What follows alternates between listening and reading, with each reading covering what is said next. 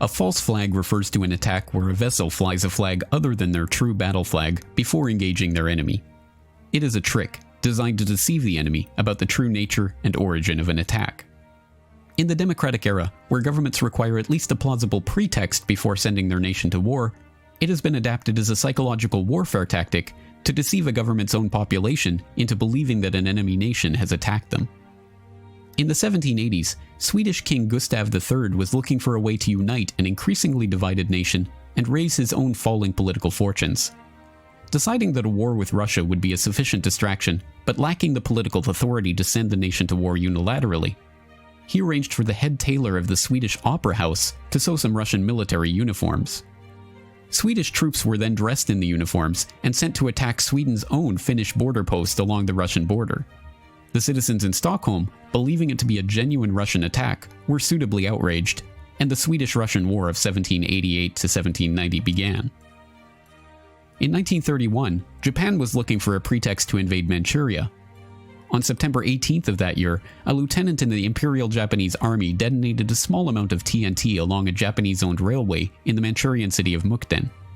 The act was blamed on Chinese dissidents and used to justify the occupation of Manchuria just 6 months later. When the deception was later exposed, Japan was diplomatically shunned and forced to withdraw from the League of Nations. In 1939, Heinrich Himmler masterminded a plan to convince the public that Germany was the victim of Polish aggression in order to justify the invasion of Poland. It culminated in an attack on Sender Gleiwitz, a German radio station near the Polish border, by Polish prisoners who were dressed up in Polish military uniforms, shot dead, and left at the station. The Germans then broadcast an anti-German message in Polish from the station, pretended that it had come from a Polish military unit that had attacked Sender Gleiwitz, and presented the dead bodies as evidence of the attack. Hitler invaded Poland immediately thereafter, starting World War II. In 1954, the Israelis hired a number of Egyptian Jews to plant bombs in American and British cinemas, libraries, and other civilian targets, to be blamed on the Muslim Brotherhood or other malcontents. The plan, known as the Lavon Affair, was part of an effort to convince the British to retain their military presence in the occupied Suez Canal zone. Several bombings took place, but the British were ultimately forced out after Nasser nationalized the canal in 1956. In 1962, the U.S. Joint Chiefs of Staff authored a document called Operation Northwoods, calling for the U.S. government to stage a series of fake attacks, including the shooting down of military or civilian U.S. aircraft, the destruction of a U.S. ship, sniper attacks in Washington, and other atrocities, to blame on the Cubans as an excuse for launching an invasion. President Kennedy refused to sign off on the plan and was killed in Dallas the next year.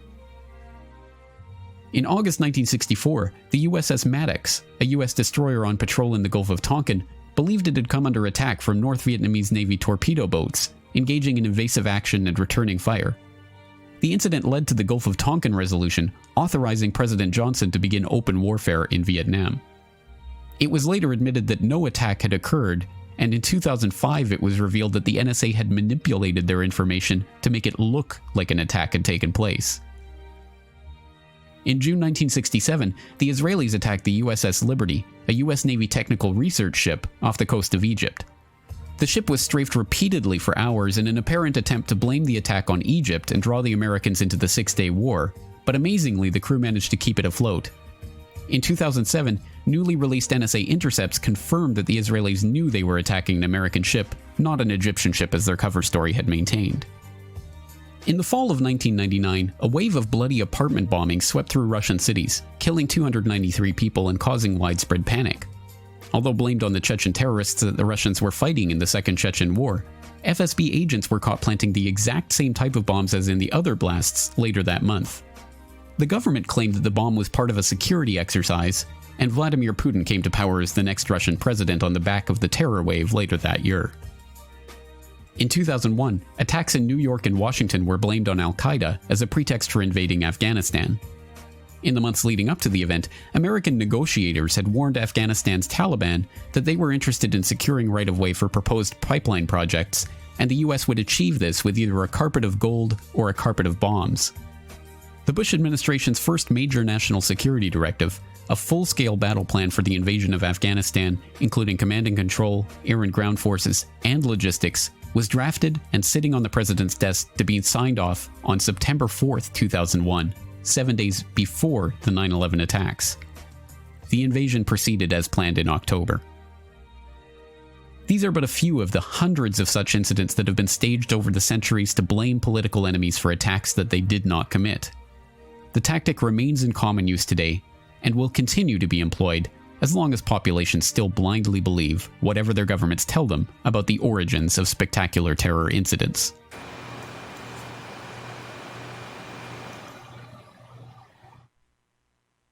You on?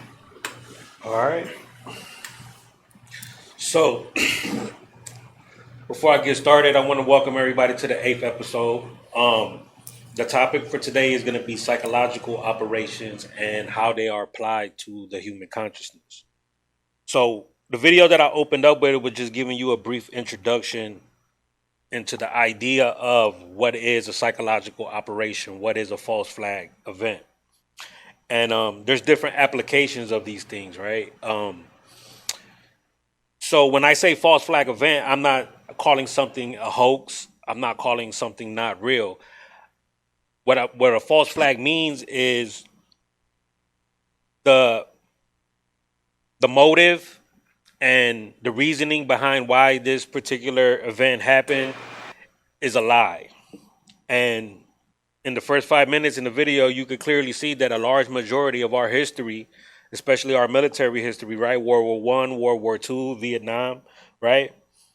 Were formulated on lies because there was no way you were going to mobilize the American people to go invade other countries if you told them the truth. There was no way that the American people were going to suscept themselves and allow that on their conscience, right? So they had to, what we talked about last week, use subliminal messaging. They had to use a form of, for the lack of better terms, hypnosis. So we're going to look at the definition of what psychological operations is. So right here, scroll up to the top. We got psychological operations. Psychological operations are operations to convey selected information and indicators to audiences to influence their emotions, motives, and objective reasoning, and ultimately the behavior of governments, organizations, groups, and individuals. So this is important here.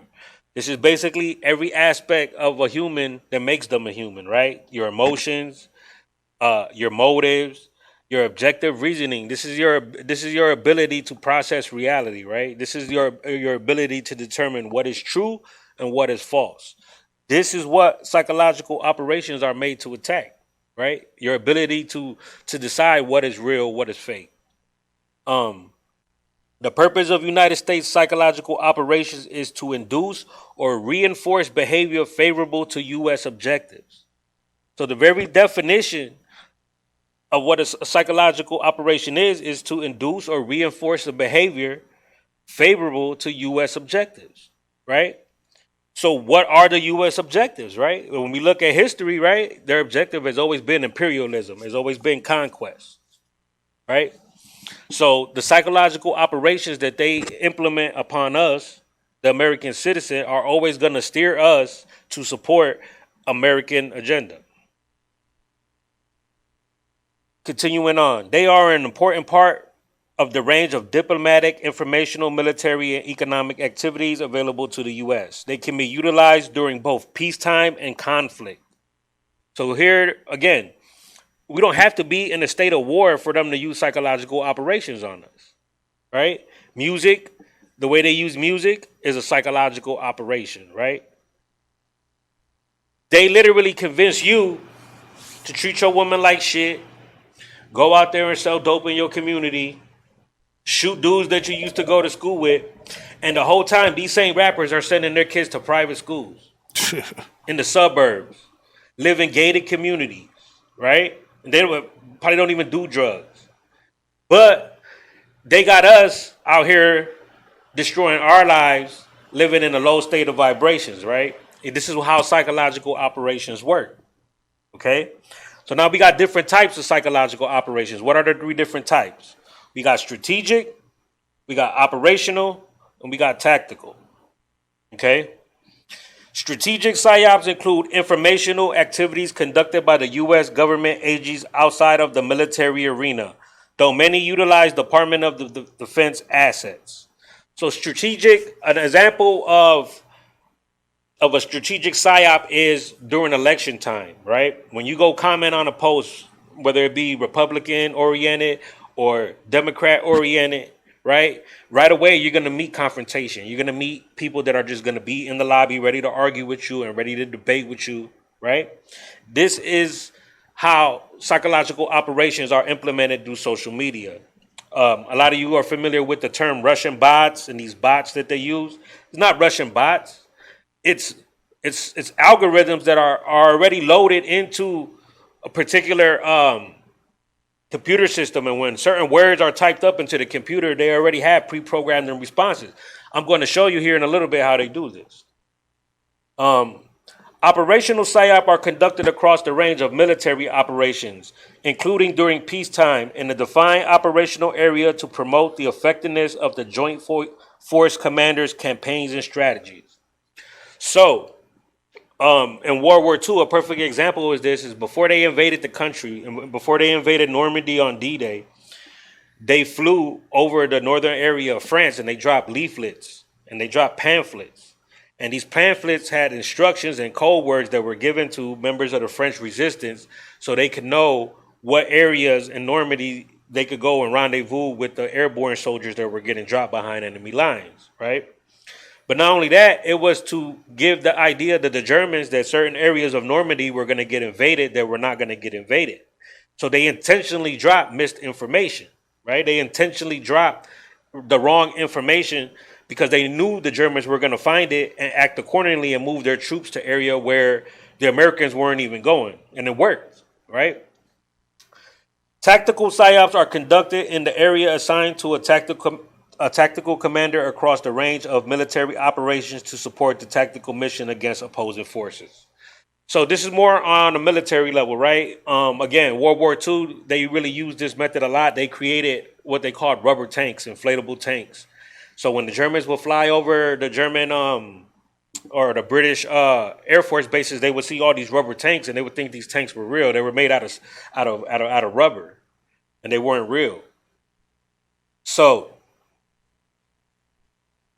psychological operations are very effective on us, right? Because our emotions, our beliefs, our morals, everything that makes us a human beings are usually under attack by these sort of things. And it's a situation where we living in a world now where everybody's divided. Everybody's arguing. Everybody's fighting. Everybody wants to be right. The media uses psychological operations and false flag events to steer you into these moves. And I really can't emphasize the point enough that the majority of the shit that you watch on TV is fake news. I can't emphasize this point enough.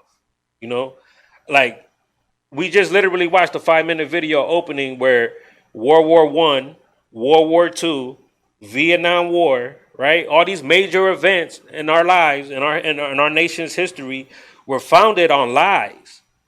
And then we know this, and then we still go turn on our TV at 6 o'clock, at 11 o'clock, and believe the bullshit that they tell us. It doesn't make any sense to me, right? The very definition of insanity is doing the same thing over and over and over and over again and expecting a different result. I'm going to go over some quotes right here in this next article. I'm going to go over some quotes from people that were in power, that have a good idea of what it is a psychological operation is. So let's hear it from the people. So this first quote is from L. Frank Baum, and he is the guy that wrote the novel The Wizard of Oz.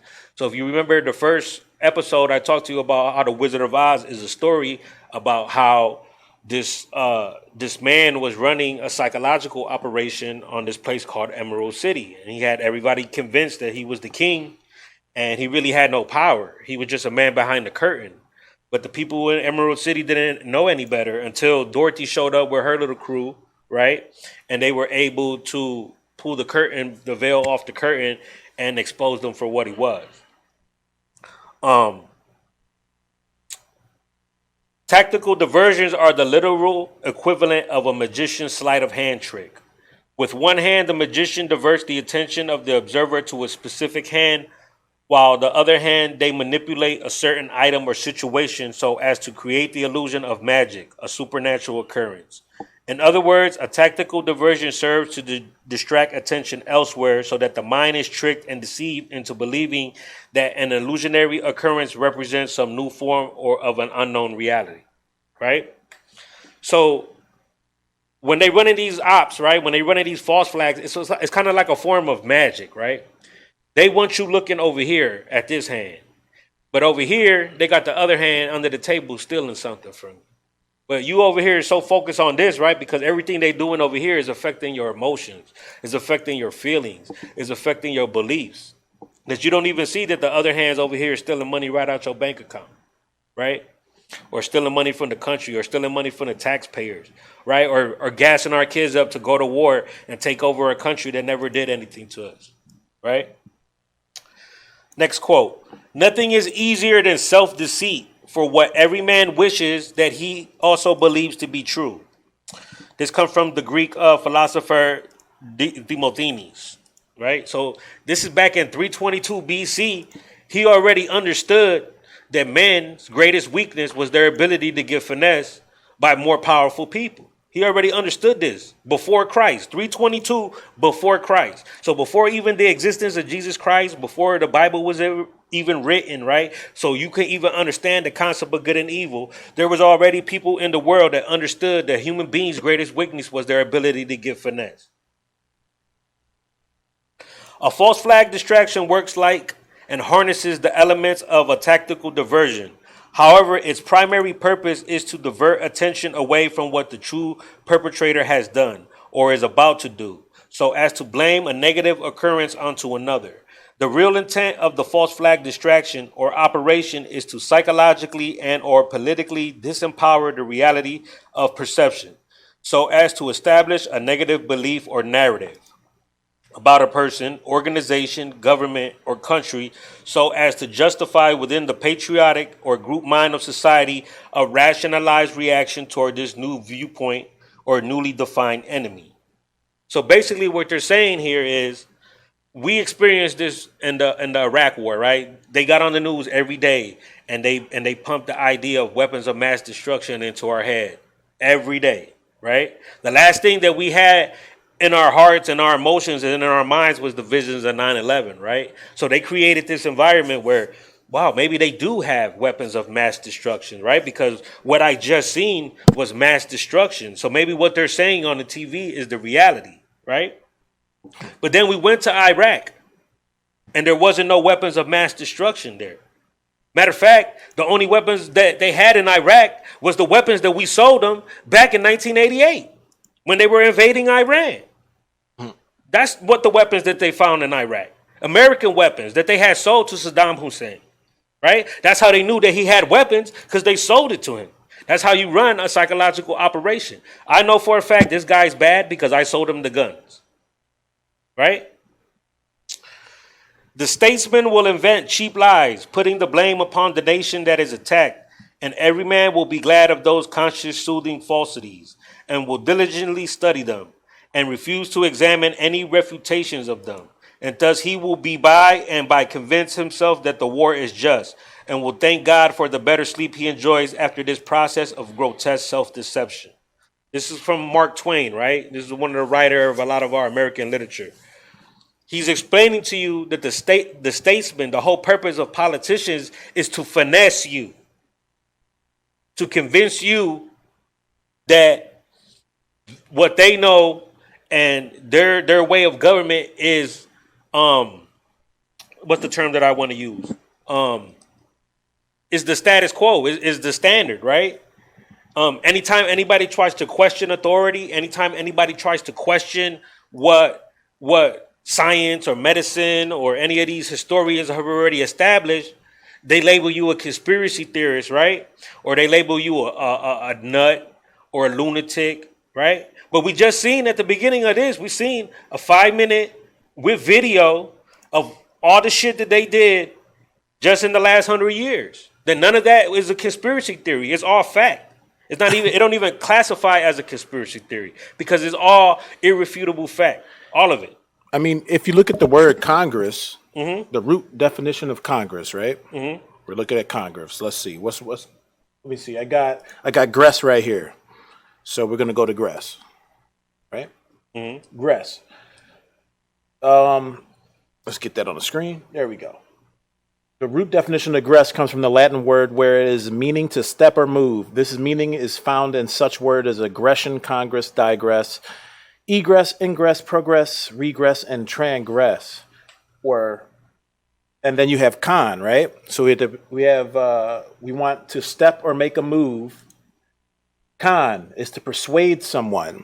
So you're decepting their movement. Thank you. That's what Congress means. If you break what you just did is you broke down the etymology of the word and came to the conclusion that, right, Congress, when you break down the word, means to deceive the movement. Who are they deceiving? The movement of the people, right? The movement of the money, the movement of everything that governs us as a society. That's what Congress does. You know what I'm saying? So yeah, you're absolutely correct, and that's what word etymology allows us to do. It lets us to get to the root of things, you know, because sometimes the definition of a word doesn't necessarily match the etymology because that's by intention. You know, I'm going to do a show on linguistics and I'm going to show you how English language was created as a form of to not necessarily control, right? But it is a coded language. It's like a form of coding. So continuing on.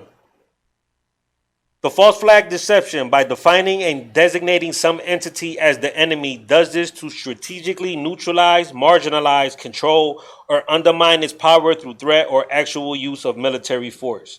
In so doing, the false flag originator is ultimately able to camouflage their agenda of gaining control or ownership of value, natural resources, and or territory that is deemed to serve for a strategic military purpose. So I'm going to stop right there for a second because if you understand the history of Africa, right, you understand that this was the method used on the African population, right? They came in there and they came with these grandiose ideas of expansion, right? And then in the process, stole the gold mines, stole the diamond mines, stole the oil, stole the natural resources, right? And then created a narrative of Africa like as a third world savage country, and that's the image that they showed you on TV. But it wasn't a third world country when they were sending boats and armies and militaries over there to steal the natural resources. It wasn't a third world country. It's just a third world country on your nightly news, right? Because that's the narrative they have to give you about Africa or any other these other countries, right? Because ain't that where we go for vacation? We go to third world countries for vacation. That's where we go. Right? We don't go to other first world countries for vacations for the most part, because if we wanted to do that, we could just stay here in America. We go to places where the people are living poor, right?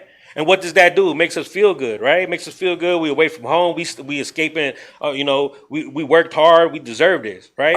Our money goes a lot longer there. Our money goes a lot longer there. But the people there, right, are being conducted a psychological operation on them. When you go there and visit, that's a psychological operation that's being ran on the population there because they're watching people that are not even from their land enjoy their land more than them.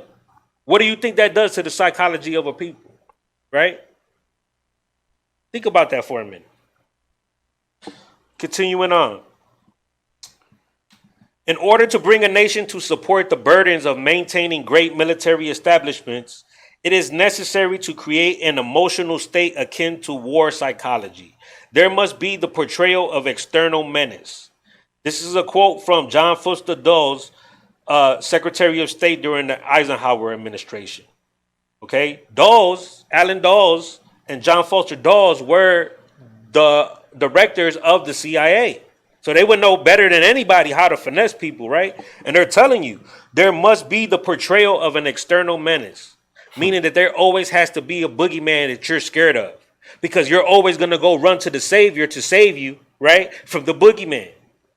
right? So in the 50s, in the 40s, it was the Germans, right? In the 50s, it was the Koreans. In the 60s, it was the Vietnamese, right? In the 70s, it was the Iranians, right? In the 80s, it was the Iraqis, right? In the late 90s, right? Then they was like, oh, you know what? Let's go to a complete different direction because we already invaded like 50 countries, right? So they created the concept of the war on terror, right? Yep. They don't tell you that they supplied the terrorists with the missiles and the weapons. They don't tell you that. They just tell you that there's a boogeyman out there trying to kill you.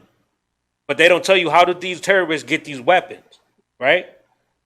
Same source. Continuing on.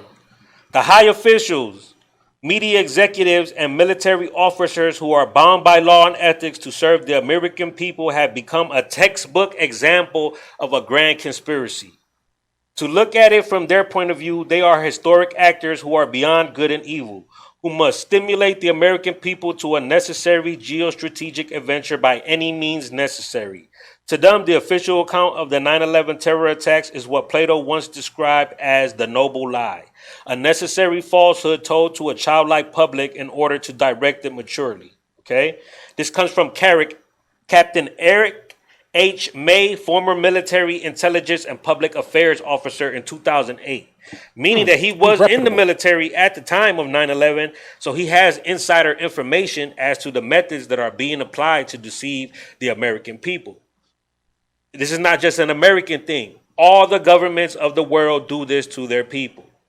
And this comes from our own ignorance and complacency because we like to listen to experts and we like to listen to people and we don't like to pick up a book and we don't like to research things for ourselves. We want somebody else to always come save us, right?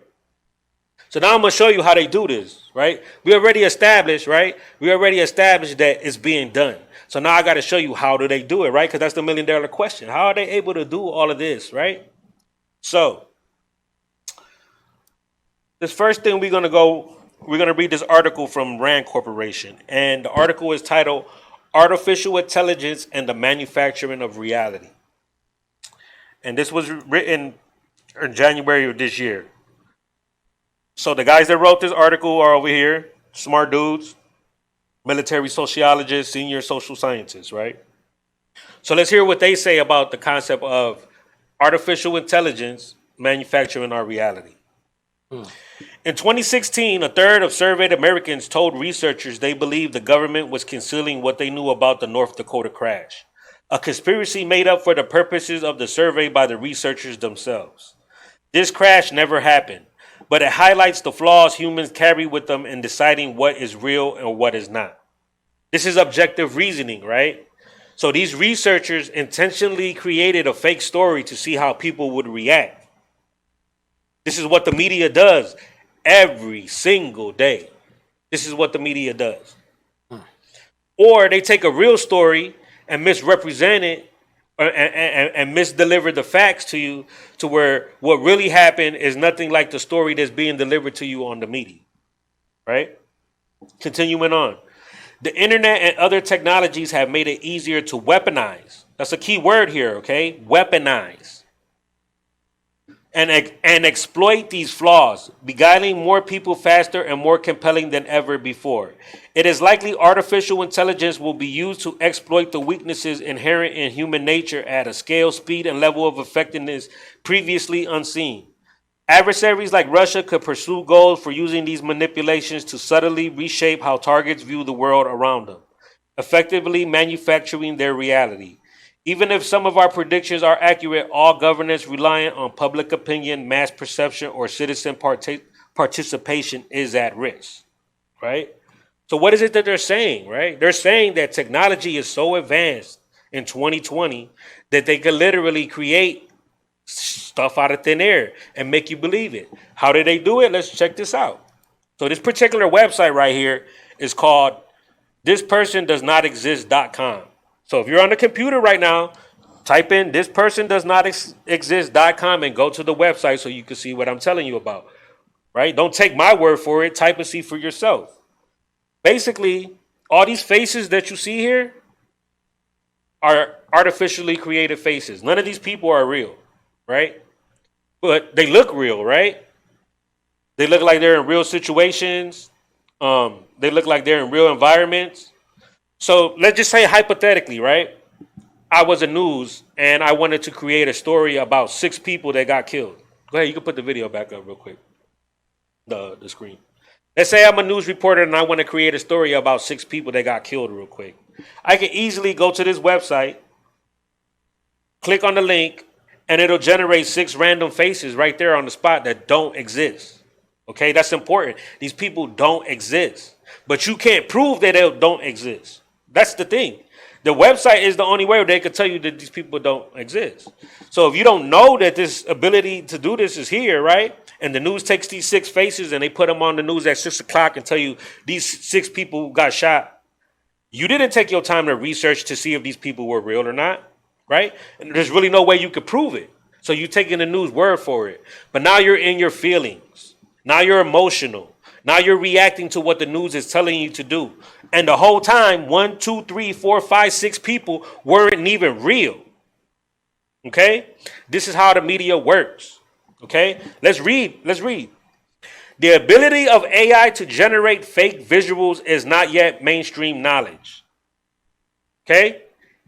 Let me read that again for the people in the back that didn't hear me. The ability of AI to generate fake visuals is not yet mainstream knowledge, but a new website, thispersondoesnotexist.com, offers a quick and persuasive education. Okay? Basically, the whole idea behind this is to create fake images. So why would fake images of people be necessary other than to create fake stories where fake images are necessary? Right? So let's continue on. All that is necessary for success of false flag or black ops events is for the government to have its story ready and to have a reliable and compliant media. Once an official story is in place, thought and investigation are precluded. Any formal inquiry that is convened serves to buttress the already provided explanation. This is from a quote from Paul Craig Roberts, American economist, journalist, and former United States Assistant Secretary of Treasury for Economic Policy. Again, you're getting insider information, right? You're getting information about getting finesse from the people that are finessing you. They're telling you what they're doing, right? So this is not something that I'm making up, right? Sitting in my grandma's basement or going on YouTube. This quote was in 1981, right? The other quotes came from 1888, 1959, right? Another quote, 1910. These are hundreds of years before the YouTube and the internet was even in existence. Dudes already knew, right, that there was a group of people in this world finessing the population. So the whole argument that YouTube and the internet got really people thinking that they know more, that's a fallacy of the highest level. And it can easily be debunked if you pick up a book and you can look at the dates when all this information is released. All of it is pre-internet. All of it. All right, continuing on. Throughout the 1990s, both the U.S. oil industry and the Pentagon had contributed to the consensus that America would need full spectrum dominance to guarantee access to oil and other resources in the rest of the world. This program will require massive expenditures, perhaps as much as $1 trillion, and this could not be expected from Congress, except in the response to an attack as massive and frightening as Pearl Harbor. With respect to the events of 9/11, it is clear that the Bush administration's settled goal of invading Iraq depended on the attack. What we have been witnessing, to quote the Oslo researcher Ola Tunander, is the use of terrorism to construct world order. This comes from Berkeley professor Peter Dale. Basically, he's saying the same thing, right, that everybody else is saying, right? In order to get the American people to buy into the concept that we needed oil, right, they had to convince you that this was the only form of fuel that we could use to power our vehicles. They didn't tell you that they were steam engines created, right? Or if they did, they told you they were obsolete. Steam runs on water. You could run an engine on water. If we keep it all the way real, you can run an engine on water, but they don't want that. Right? Because then that means that the oil companies won't make any money. Right? They could run cars off electricity, but they don't want that. Right? Because the oil companies won't make any money. So they have to convince you that the only way that we could run our vehicles is to invade countries that are providing the oil. Did they tell you that Texas has millions and millions and millions of tons of oil reserves and Alaska has millions and millions of tons of oil reserves that we never needed to go overseas to take their oil because we had enough oil here already? But they convinced you, the American people, right? Or us, the American people, that, hey, we should go to Iraq. We should go to Afghanistan. Let's check this out. 9/11 was all planned.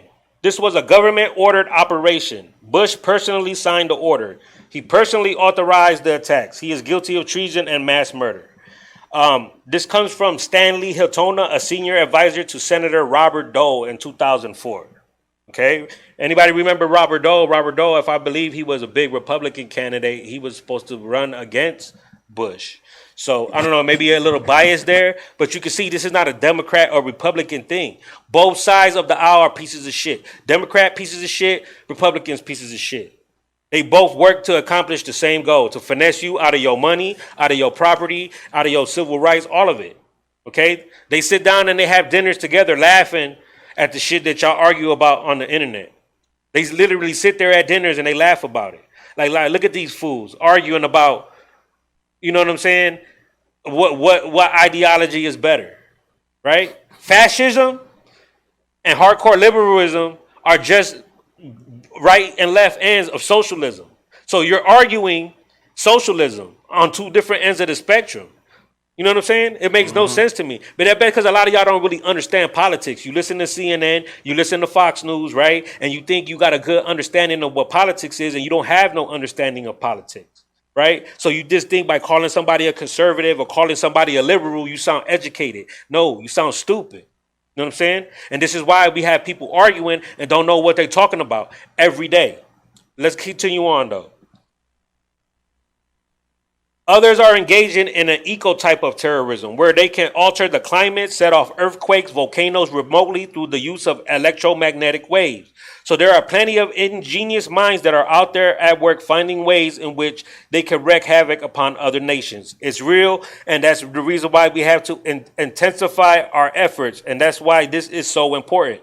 This comes from the U.S. Secretary of Defense William Cohen in 1997. He's telling you, the United States Secretary of Defense, okay, is telling you that there's people engaging in eco-type terrorism where they can alter the climate, set off earthquakes, volcanoes remotely through the use of electromagnetic waves.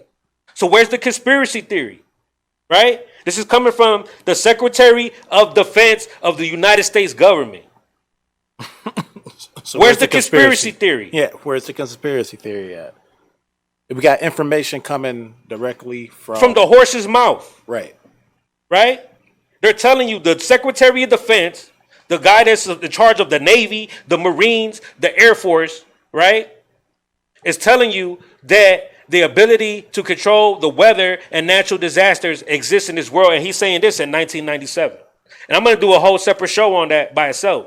But that just goes to show you that psychological operations entail a lot of high level stuff, right? All right, check this out. We are dealing with a criminal undertaking at a global level.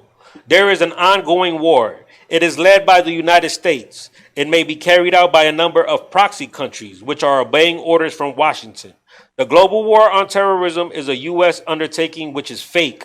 It is based on fake premises. It tells us that somehow America and the Western world are going after a fictitious enemy, the Islamic State, when in fact the Islamic State is fully supported and financed by Western military alliance and American allies in the Persian Gulf. They say Muslims are terrorists, but it just so happens that terrorists are made in America. They are not the product of Muslim society, and that should be abundantly clear to everyone on this floor. The global war on terrorism is a fabrication, a big lie, and a crime against humanity. This is from Dr. Michel Chossudovsky, Canadian economist, University of Ottawa, professor of economics. Okay? So I guess he's a conspiracy theorist too, right? The professor of economics at the University of Ottawa is a conspiracy theorist because he's just saying the same exact thing that I get accused of being a conspiracy theorist for. Ain't that some shit, bro? Yeah. The Secretary of Defense right? The professor of economics, right? All these people with high social status saying the same exact shit that I've been telling people for years, but I'm a conspiracy theorist, right? But let me continue on, bro. Or you could just be consciously woke. So when we have these false flag events, a lot of us see these casualties on TV, right? And we see these people bloody, and we think, damn it, this can't be fake. This can't possibly be fake, right? Because I see blood, I see shootings, I see people dying. So I want y'all to relax for a minute, and I want to play this short little video. And you guys are going to learn a little something about how the world operates today.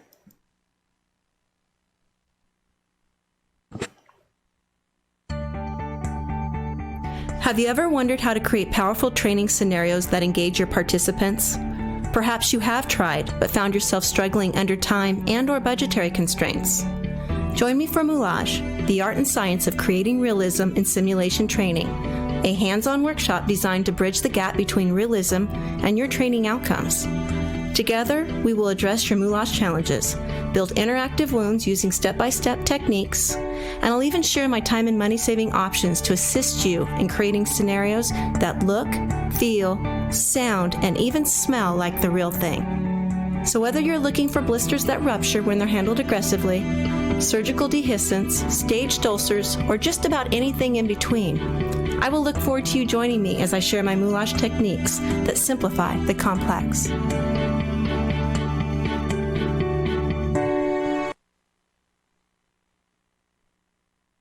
All right. So basically, what is moulage, right? The short video that you just seen is a medical technique that's used in medical training. So anybody that's ever been to medical school, at some point you probably did some type of moulage training working with CPR dummy or a rubber dummy or any type. But you have to understand that these same applications are used to run the psychological operations, okay? A lot of these events that you see on the news, they're using this right here, special effects, moulage, right? Got you thinking that somebody is really hurt, somebody really been shot, and the whole time they fabricated the whole event, right? So who would be the company of people responsible for this, right? Because this is like really like off the rocker, right? This is really out there. Like, who would be responsible for something like this? Well, let's look at that. Let's look at who's responsible for things like this. Uh-oh. So right here we have a company called Crisis Cast, right? Crisis is in a crisis, revert to training. Okay. So let's read what the business model for Crisis Cast, and let's look at what they do. Crisis Cast, award-winning role-play actors and filmmakers specifically trained in disaster and crisis management. We dramatize events for emerging security needs in the UK, Middle East, and worldwide. Our specialist role-play actors, many with security clearance, let me emphasize that, many with security clearance, meaning that they're given the go-ahead by the high levels of government, are trained by behavioral psychologists and rigorously rehearsed in criminal and victim behavior to help police, the army, and the emergency service, hospitals, schools, local authorities, government, private security firms, shopping centers, airports, big business, criminal justice departments, media, and the military to simulate incident environments for life-saving procedures. We use state-of-the-art British film industry techniques, props, and special effects to help trainers deliver essential hands-on, high-octane crisis response and disaster management training. We also work with trainee doctors, psychologists, and care professionals, okay? And you can see that this is a legitimate website. You could go on there right now, Crisis Care. You can order them if you want, right? Your restaurant's not popping, right? And you need to get people in your restaurant, you could call them right now. They'll send 50 people to stand in front of your restaurant and they'll act real excited to be there. They'll leave reviews on your Yelp and they'll say it's the best thing that I've ever ate in my life. You know what I'm saying? They'll even go on YouTube and make a review video for you. It becomes it all comes part of the package, right? Because you could pay to manipulate reality. They offer this in the private sector now. So the governments don't even have to use this no more. We could do it if we wanted to, right? Like if I wanted to be real fake, I could hire people from this company right now to go in my comment section right, on my YouTube, and say this is the best podcast they ever heard in their life, and fill it up, 1,000, and 2,000 fake people. streams and all of that. I could do that if I wanted to. I won't, but I'm just saying the technology is there for that, right? Let's look at the solutions. How do they do things? Our role play actors are psychologically trained in criminal and victim behavior. What? Let me say that again. Psychologically trained. Our role players are psychologically trained in criminal and victim behavior, meaning that when they release the information to the media, they already know how the media and the society is going to react to this information. Because they are trained in psychology. Are you trained in psychology? Do you know how people are going to react to certain situations? Probably not, but they do. They bring intense realism to simulated mass casualty incidents on the battlefield during kidnap and ransom and emergency evacuation situations and in hostile threat incidents in urban or public places.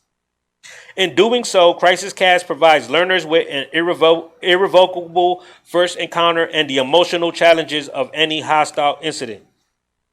So they're specifically trying to make it as real as possible when they do these events to get maximum emotional response. Why? Because they're trained by psychologists to do this, right? That's why stories released to the media about children, they garner a lot of emotional response. So they always make sure they include children in these stories. Why do you think stories about school shootings are so effective, right? Because it could be your kid, right? It could be my kid, right? But see, I don't live in these artificial paradigms, right? I've lived in the ghetto for the large majority of my life. And I've never seen a school get shot. And nobody, and I mean nobody, goes through more traumatic stress than inner city children. And they still don't wake up in the morning wanting to go to shoot a school. But you want to convince me that these kids that live in these posh suburban neighborhoods, right, that usually have a mother and a father in the household, all of a sudden they wake up and they want to shoot everybody? No. They're creating the narrative so that you feel safe, that you feel unsafe anywhere. That's what they're doing. And they use these different type of special effects, moulage, makeup, right? Now, let's say hypothetically that the event is real. So they'll take a real event and misreport it, right? Let's read. Hold on one second. They have a school resilience training, right? Professionally developed crisis management and resilience training for the education sector. So now they taking this psychological operations into the education sector. And what is it that they do in the education sector, right? Developing the capacity in people to keep skills immediately accessible when under pressure is not always straightforward. That's an odd comment, right? Developing the capacity in people to keep skills immediately accessible when under pressure is not always straightforward. So what is it then, right? If it's not straightforward, what is it? It means they're hitting you through the back door, right? If something is not straightforward, that means it's a lie.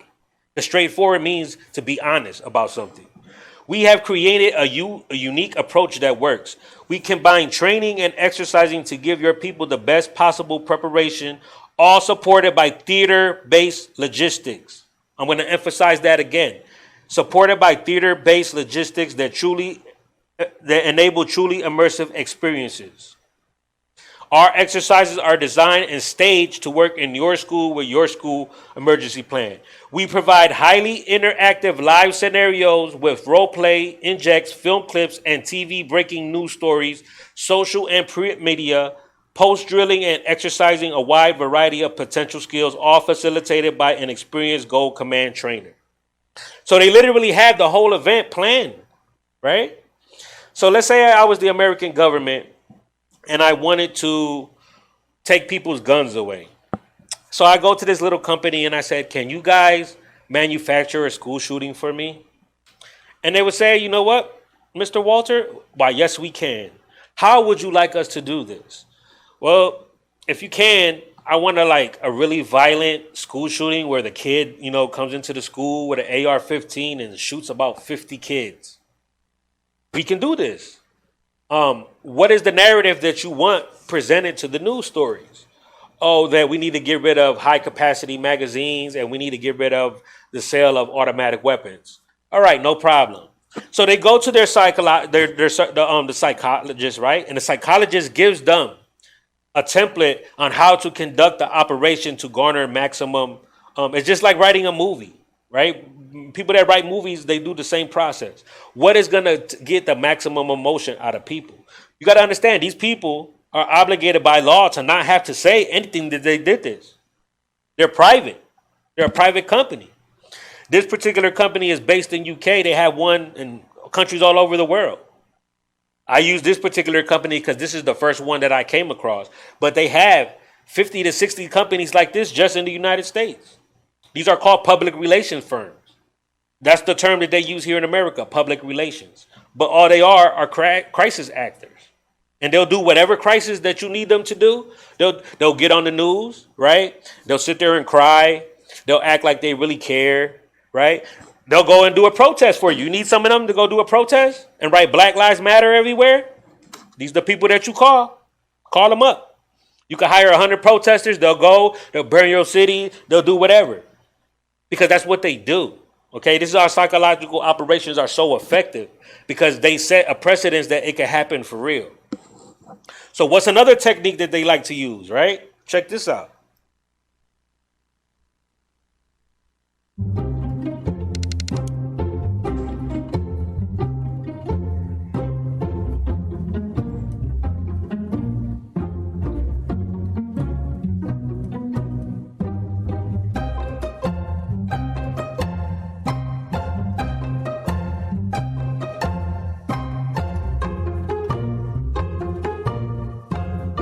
Yeah, that shit look weird, bro. Creepy. Yeah, that's creepy.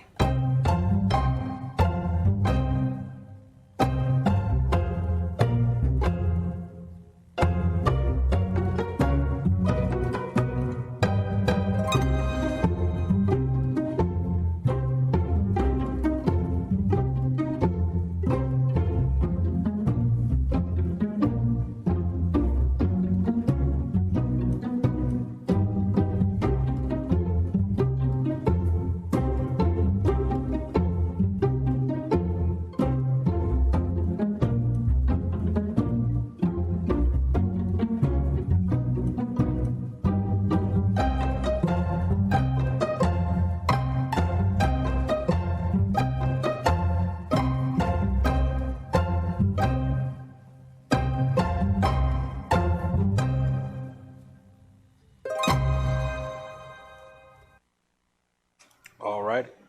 That was super creepy, right? Yeah, it was. Super creepy. But just think about it. Who can afford a $4,500 mask?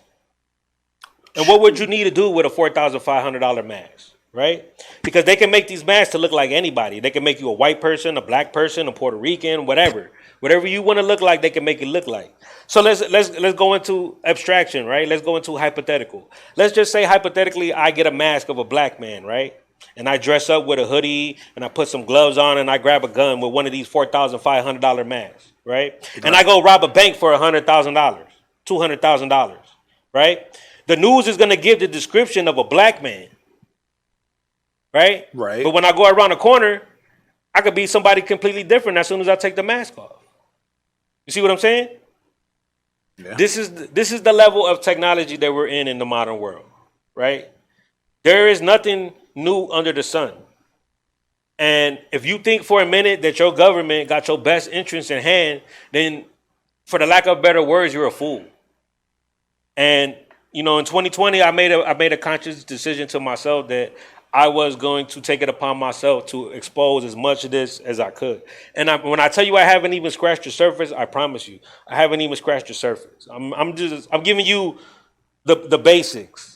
Because in a couple months, I'm about to really I'm gonna open up some more. We're really gonna get down into the rabbit hole. But this is just an example of how psychological operations are used to finesse you. So right now, what got you emotional? What got America emotional? We got the little white kid that was playing Call of Duty in Wisconsin last night, right?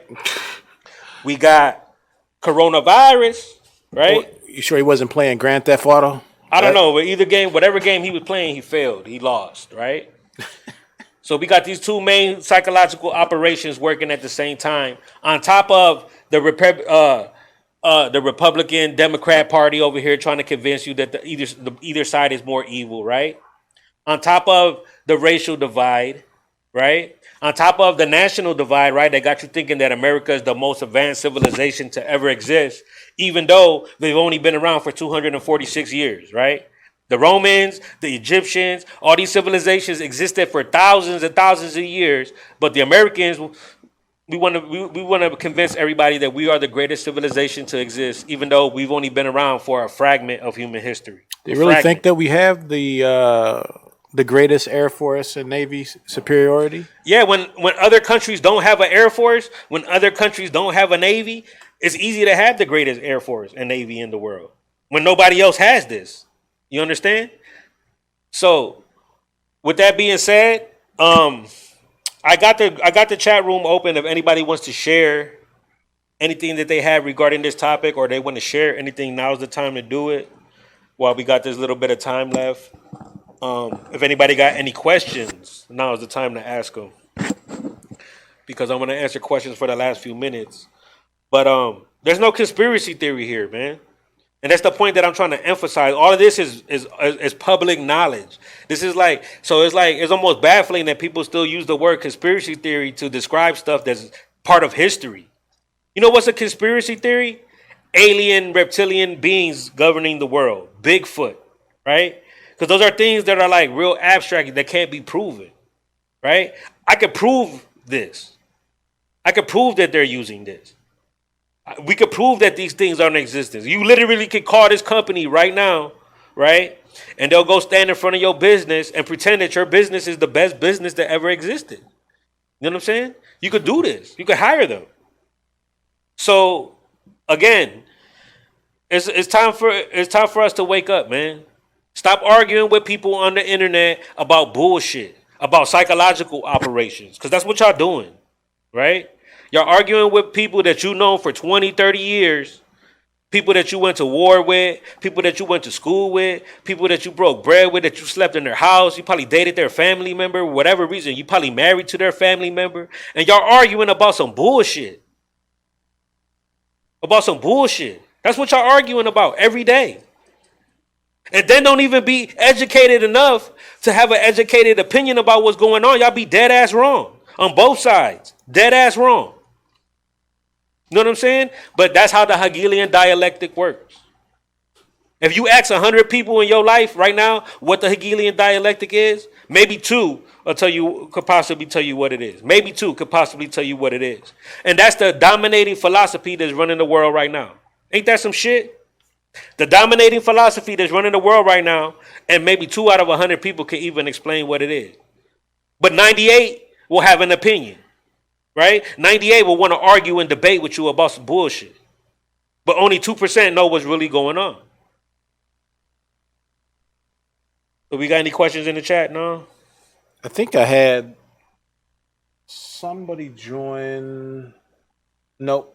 All right. Well, yeah, they joined, but yeah, I know it takes a little bit. I'm texting them to see if they would like to. I'm getting a text back. So yeah, like, this is not a game, man. Like, they playing. This is a finesse. You know, my whole quote for this year been finesse 2020, bro, and that's what it's been from top to bottom. Medical, finances, right? They killing small businesses, right? And then, you know, the whole shit with the unemployment, that was a psychological operation. It was twofold, right? To make one group of people relying on the government, and then to have all the people that are working and not getting paid hate them very same people that are collecting the money. That's just another divide and conquer tactic, right? Because the people that are going to work right now, they super mad that they got to go to work, while another group of people are sitting home collecting. Even though it's not really nobody's business how either side getting paid, right? It's really not none of your business how the next man get his money, but that's what they got you focused on. They done got you nobody said nothing about the $240 trillion that the government took, though. I haven't heard nobody mention nothing about it. That's how this shit works, man. Keep and that it's on sad, the hush. man. It's sad that a lot of friendships and a lot of families and even relationships aren't working out because everybody is buying into these different psyops that they running on y'all every day. Sports is a psyop. How you love that? Sports is a psychological operation. Yeah, they go out there and they dunk the ball and it looks real cool and it looks amazing, but it's a psychological operation. It's a distraction to steer your conscious thought away from the things that are really important. That's why I kind of applaud that the basketball players finally decide to do something and be like, you know what, we're not going to be a distraction no more from from events that are happening domestically. So I kind of applaud them on that. But I can assure you that the people that sign their checks, they're going to wrap that shit up in a couple days, if they haven't wrapped it up already, because I haven't looked at the news. You'll be seeing basketball again soon, because at the end of the day, they have masters. And that's the reality of it. So with that being said, I want to thank everybody for tuning in to episode 8. This is a very passionate subject for me, man, because I feel like this year been a year of validation for me. Because a lot of these things I've been telling people for years, and people always look at me like I'm crazy, like I'm talking out of my ass, like I don't sit there and read hundreds, if not thousands, of books about these particular subjects. You know what I'm saying? I'm not sitting at the bar getting high. I'm sitting at my house reading books about these subjects, so when I share this information, I don't sound like a dumbass. You know what I'm saying? That's what I'm doing. So when I'm saying something, I'm not saying it at conjecture. I'm giving it to you straight out of the horse's mouth. And I didn't even give you half of the information that I got. I got way more information here, but I only got an hour of time. So I try to condense all this information into an hour of time. But this is what I do. So moving forward, we got a lot of good shows coming up. We got some cool guests coming up. It's Cash App at the top of the screen. You know, anybody that would like to support the movement, would like to support the show, Cash App's up there, PayPal, whatever. We trying to expand. You know, I'm trying to get this green screen thing going. We're gonna implement it when we do a show about what's going on in Puerto Rico. We're gonna implement the green screen, and we're really gonna use technology to share the information. The same way they're using technology to finesse us, I'm going to use technology to educate, right? In the same way they run in a psychological operation to keep us stupid, I'm going to run a psychological operation to free us from that stupidity. Because I know how to play the same games that they know how to play. It's that simple. You know what I'm saying? I got time. I got time today. I got time tomorrow. I got time next week. Because this is what I do for a living. I'm a communicator of information, you know. If there's anybody that disagrees with anything I say, you can always come on the show and we could do a live debate right here on the show. Because that's what I like to do. You could come, you could sit right here. I have a speaker right there. We have a microphone, and you could come debate your position the same way that I present my position. You could present your position right here on the show. And you could use the same computers and you could use the same books. Because we need to get out of this perpetual stupidity that we living in. We're not in high school anymore. So I'm not going to talk to you about high school things. If you coming to me expecting to have a high school conversation, you talking to the wrong person. I'm 38 years old. I don't got time to talk to you about high school level conversations. You know, a lot of people don't talk to me no more because of that. And that's okay. Because I ain't got time to talk about little kid shit. Because I'm not a little kid. We're going to talk about adult topics, and we're going to talk about them like adults. So with that being said, thank you for coming out, tuning in, and peace out. See y'all Sunday.